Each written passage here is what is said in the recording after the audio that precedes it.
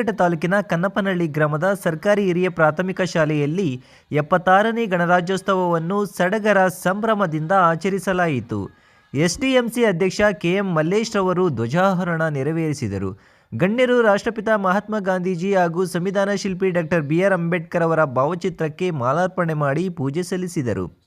ಇನ್ನು ಶಾಲೆಯ ಮುಖ್ಯೋಪಾಧ್ಯಾಯರಾದ ವೆಂಕಟನರಸಪ್ಪ ಮಾತನಾಡಿ, ಭಾರತ ಸಂವಿಧಾನವು ಜಗತ್ತಿನಲ್ಲೇ ಅತಿ ದೊಡ್ಡ ಸಂವಿಧಾನವಾಗಿದೆ.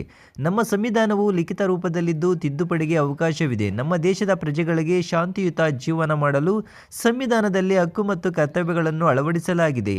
ಸಂವಿಧಾನವು ಸರ್ಕಾರದ ದಿಕ್ಸೂಚಿಯಾಗಿದೆ.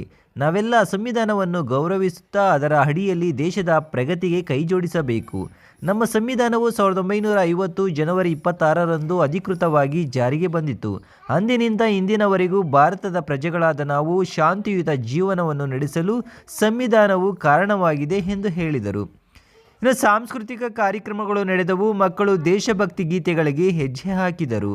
ಗ್ರಾಮ ಪಂಚಾಯಿತಿ ಸದಸ್ಯರಾದ ರತ್ನಮ್ಮ ಚಂದ್ರಶೇಖರ್, ಎಸ್ಡಿಎಂಸಿ ಅಧ್ಯಕ್ಷರಾದ ಕೆಎಂ ಮಲ್ಲೇಶ್, ಎಂಪಿಸಿಎಸ್ ಅಧ್ಯಕ್ಷರಾದ ಕೆಪಿ ದೇವರಾಜ್, ಗ್ರಾಮ ಪಂಚಾಯಿತಿ ಮಾಜಿ ಸದಸ್ಯರಾದ ಗೋವಿಂದರಾಜು, ಎಸ್ಡಿಎಂಸಿ ಸದಸ್ಯರುಗಳಾದ ಮಂಜುಳಾ, ಕವಿತಾ, ರೂಪಾ, ಮಮತಾ, ಸೂರ್ಯಕಲಾ, ವೆಂಕಟೇಶ್, ಅಂಬಿಕಾ, ಶಾಲೆಯ ಸಹ ಶಿಕ್ಷಕರಾದ ಸುಧಾಶ್ರೀ, ಸೌಮ್ಯ, ಪುಷ್ಪಾಂಜಲಿ ಸೇರಿದಂತೆ ಗ್ರಾಮಸ್ಥರಾದ ಕೆಎನ್ ಮಂಜುನಾಥ್ ಹಾಜರಿದ್ದರು.